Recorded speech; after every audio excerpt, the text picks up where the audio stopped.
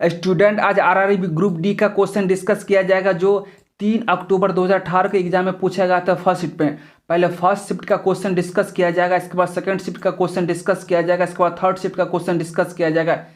यानी कि इसी क्लास में first shift, second shift, third shift तीनों शिफ्ट का क्वेश्चन डिस्कस किया जाएगा जो 3 अक्टूबर 2018 के एग्जाम में पूछे गए थे रेलवे ग्रुप डी के एग्जाम में। ठीक है, रेलवे ग्रुप डी के एग्जाम में पूछे गए थे सारे क्वेश्चन जी के जीएस और करंट अफेयर के क्वेश्चन रहेंगे। ठीक है, सारे क्वेश्चन जो होंगे जी के जीएस और करंट अफेयर के क्वेश्चन रहेंगे जो रेलवे ग्रुप डी के एग्जाम में पूछे गए थे 2018 के एग्जाम में। ठीक है, और सितंबर में जो एग्जाम हुआ था इससे पहले वाला क्लास में वीडियो डाल दिया गया है, आप उसको जाकर देख सकते हैं। ठीक है, उस क्वेश्चन को भी डिस्कस कर दिया गया है जो कि पिछले वाले वीडियो में है। ठीक है, और आप लोग को पता होगा कि रेलवे ग्रुप डी का एग्जाम 23 फरवरी से स्टार्ट होने वाला है। ठीक है, और एनटीपीसी का रिजल्ट जो है 15 जनवरी को एनटीपीसी का रिजल्ट आने वाला है।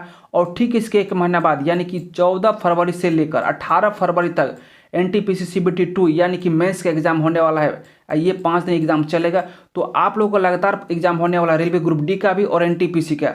अगर रेलवे में सही में आपको जाना है तो आप लोग जी जहाँ से पढ़ाई कीजिए, अच्छी तरह से मेहनत कीजिए ताकि 2022 में आप लोगों को रेलवे ग्रुप डी में या एनटीपीसी में हो जाए। ठीक है, क्योंकि ऐसा वैकेंसी आने वाला दोबारा नहीं है, इतना समझ जाइए। और आप लोगों को लग रहा है कि कोरोना काल में जो है कोरोना तेजी से बढ़ रहा है, इसके कारण एग्जाम पोस्टपोन भी हो सकता है, आगे बढ़ भी सकता है, तो हो सकता है ऐसा। लेकिन आप लोग तैयारी करने में कमी मत नहीं कीजिएगा, क्योंकि आपसे अच्छे अच्छे बच्चे जो होंगे वो तैयारी करते रहेंगे और आप उनसे पीछे हो जाइएगा। और वैसे भी सीबीटी 2 में जो है जितना अच्छा मार्क्स लाएगा उतने अच्छे आपको पोस्ट मिलेगा, आपको मन मुताबिक पोस्ट मिलेगा। इसलिए अच्छी तरह से तैयारी कीजिए।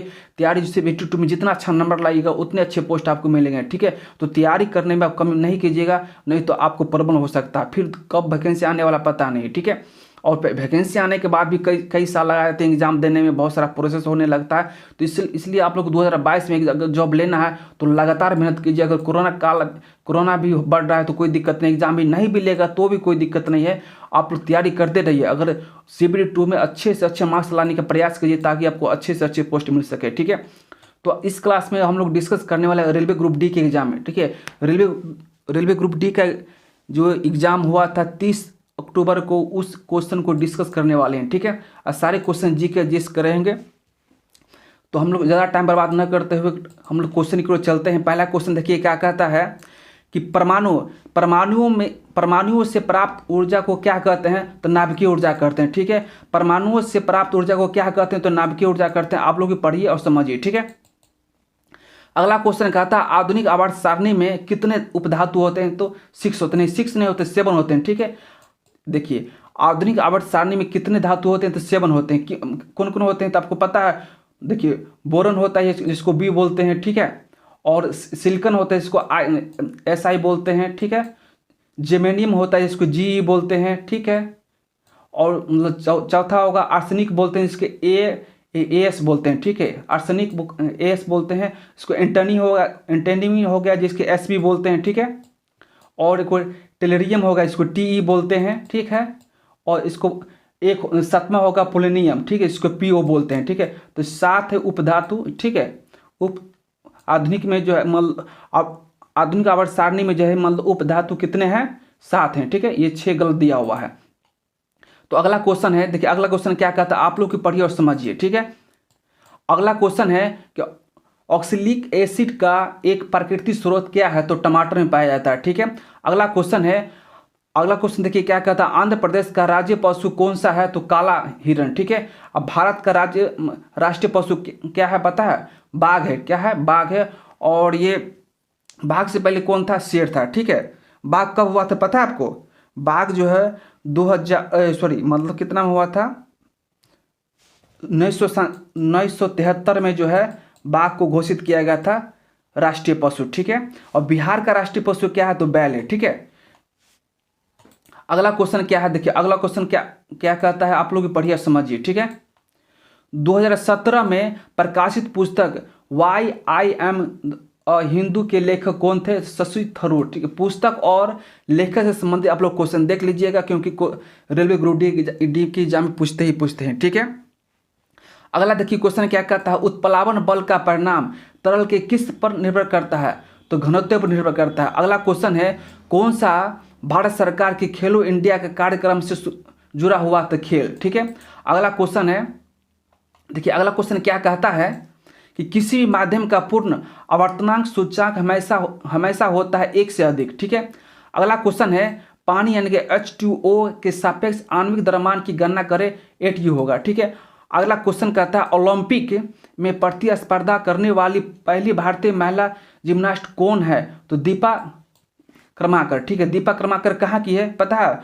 त्रिपुरा राज्य की है। दीपा कर्माकर कहाँ की है? त्रिपुरा राज्य की है। ठीक है, अगला क्वेश्चन है MgCl2 में विलय है जल। ठीक है, अगला क्वेश्चन देखिए क्या कहता है,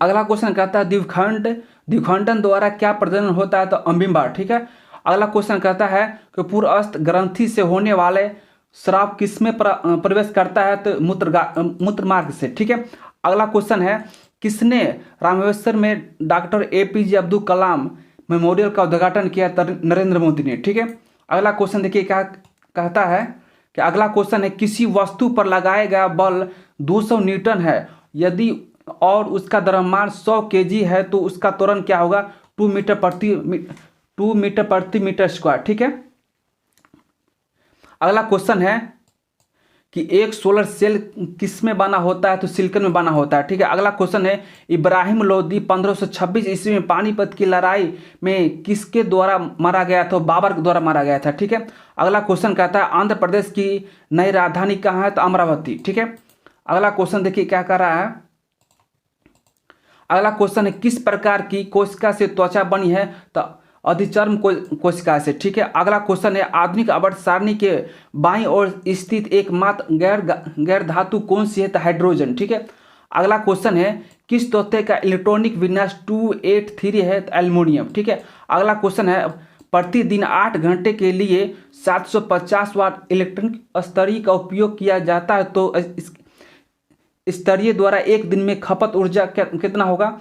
6 यूनिट होगा। ठीक है, अगला क्वेश्चन देखिए क्या कर रहा है, अगला क्वेश्चन है सद्भावना के लिए यूनिसेफ के राजदूत के रूप में किसे नियुक्त किया गया? लिली सिंह को नियुक्त किया गया। ठीक है, अगला क्वेश्चन है पुस्तक the people's president doctor APJ Abdul Kalam के लेखक कौन थे? SM खान ने। ठीक है, अगला क्वेश्चन है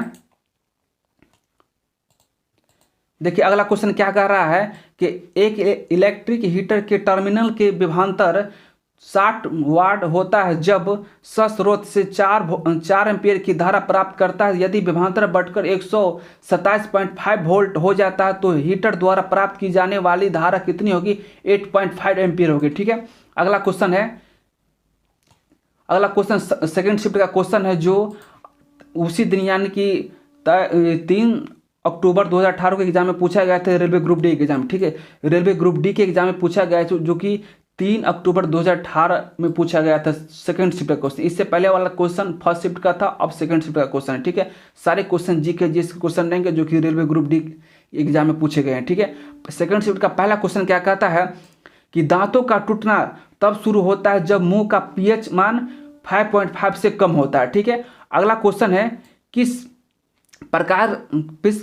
प्रकार के प्रजनन में पूर्ण वयस्क छोटे जीव अपने जनक शरीर से अलग हो जाता है और एक नया स्वतंत्र जीव बनते हैं? तो मुकुलन। ठीक है, अगला क्वेश्चन है देखिए अगला क्वेश्चन क्या कहता है आधुनिक आवर्त सारणी के किस वर्ग में पूर्ण आवरण वाले संयोजी इलेक्ट्रॉन रासायनिक रूप से अक्रिय तत्व होते हैं? 18। ठीक है, अगला क्वेश्चन है कौन सा क्षेत्र टोंडा जनजाति का मूल निवासी होता है? नीलगिरी पहाड़ियाँ। अगला क्वेश्चन है कार्बन तत्व के प्रतीक में कितना अक्षर होता है? तो 1। ठीक है, देखिए अगला क्वेश्चन क्या कह रहा है आप लोग की पढ़िए समझिए। ठीक है, अगला क्वेश्चन है भारतीय संविधान का चौथा अध्याय किससे संबंधित है?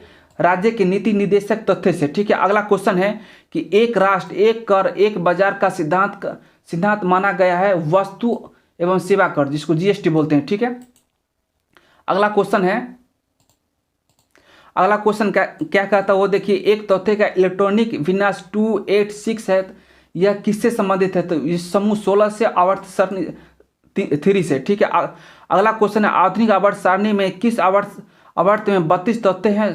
आवर्त 6 में। ठीक है, अगला क्वेश्चन कहता है व्हिटलर अवार्ड, जिन्हें ग्रीन ऑस्कर पुरस्कार भी कहा जाता है, के प्राप्त करता है संजय गुब्बी और पूर्णिमा बर्मन। ठीक है, अगला क्वेश्चन है, देखिए अगला क्वेश्चन क्या कहता है कि चंद्रगुप्त द्वितीय ने गुप्त साम्राज्य का कौन सा ईस्वी में गुजरात तक विस्तार कर लिया था? 390 ईस्वी में। ठीक है, अगला क्वेश्चन है, कौन सी क्रिया अत्यधिक ऊष्माक्षेपी होता है? सल्फ्यूरिक अम्ल का जल में घुलना। ठीक है, अगला क्वेश्चन है, जीआई और जीआई की एसआई इकाई त्वरण जी की एसआई इकाई या त्वरण की एसआई इकाई के बराबर होती है, जो मीटर प्रति स्क्वायर होता है। ठीक है, इसका जो मीटर प्रति सेकंड स्क्वायर होता है। ठीक है, मीटर प्रति सेकंड स्क्वायर। ठीक है, जी की एसआई इकाई और त्वरण की एसआई इकाई के बराबर होती है मीटर प्रति सेकंड स्क्वायर। ठीक है, अगला क्वेश्चन है, देखिए अगला क्वेश्चन क्या कहता है कि जब प्रकाश विरल माध्यम से संघन माध्यम में प्रवेश करता है तो इसकी गति कम हो जाती है। ठीक है, अगला क्वेश्चन कहता है, बड़े परमाणु वाले तत्वों से बने बंध होते हैं, बहुत कमजोर होते हैं। ठीक है, अगला क्वेश्चन है, किन युग्मों की ऐसा इकाई समान होती है? कार्य और ऊर्जा का। ठीक है, अगला क्वेश्चन है, वन इंडिया गर्ल पुस्तक के लेखक का नाम क्या है? चेतन भगत।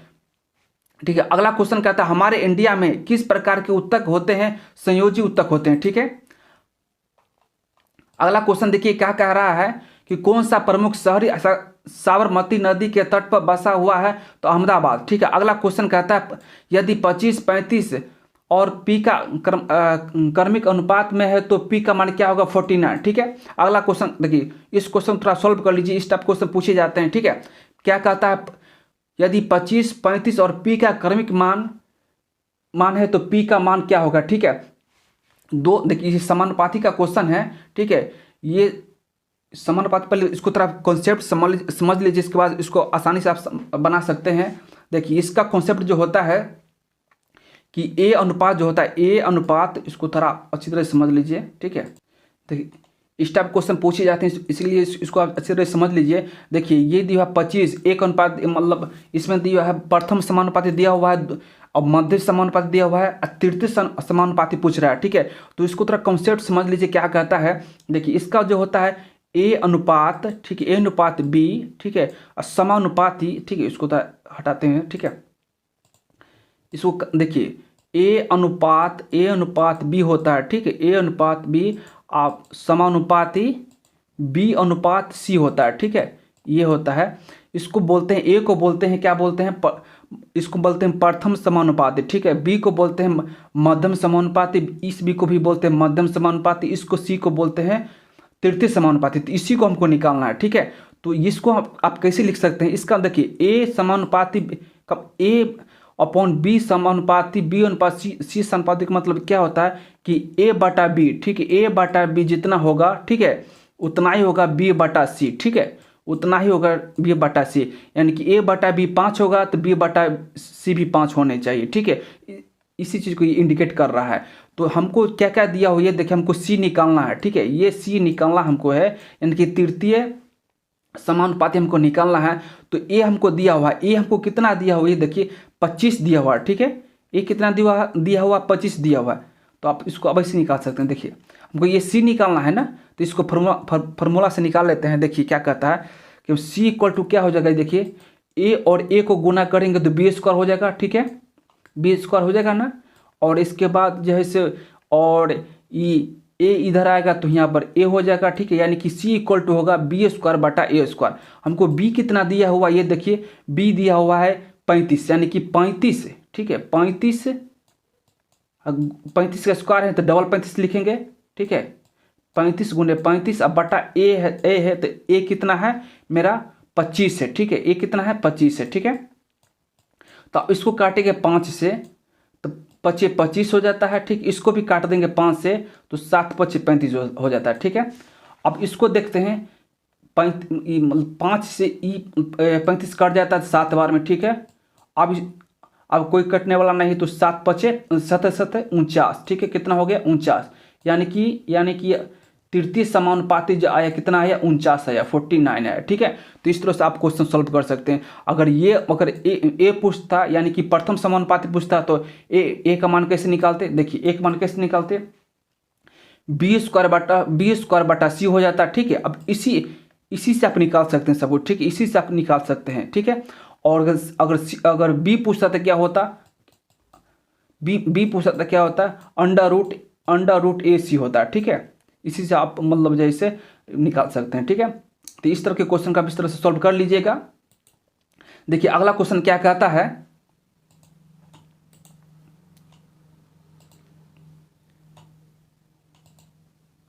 देखिए अगला क्वेश्चन क्या कहता है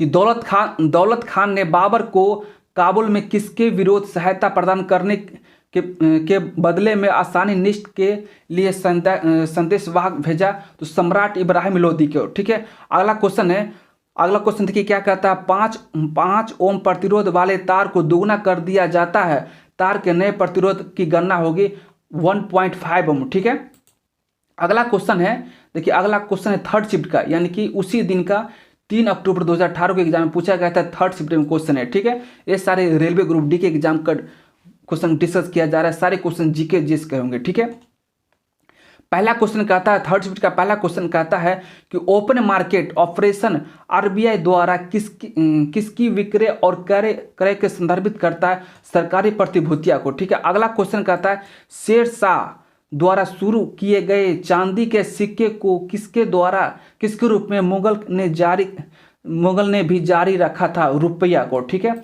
अगला क्वेश्चन है, देखिए अगला क्वेश्चन क्या कहता है कि मेंडलीव की आवर्त सारणी किस वर्ष के दौरान एक जर्मन पत्रिका प्रकाशित हुई थी, तो 1872 में। ठीक है, मेंडलीव कहाँ की थी, तो रूस के थे। यह उन्होंने आवर्त सारणी का जो जन्मदाता कहे जाते हैं। ठीक है, ये रूस के थे वैज्ञानिक ने, बहुत बड़े वैज्ञानिक थे, बहुत अच्छे थे ना।